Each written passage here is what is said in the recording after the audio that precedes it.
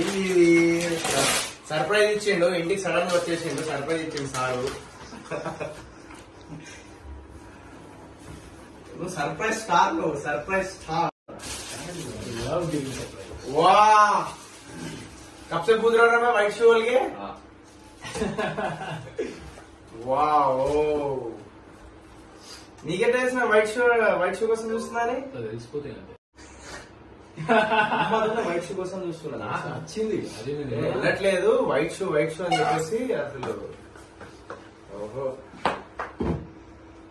ఇది ఎక్కడైతే ఎంత ఏం మళ్ళా చెప్పినా కూడా మేమంత ప్యాక్ చేయకండి, వాడు కింది పడేస్తాడు.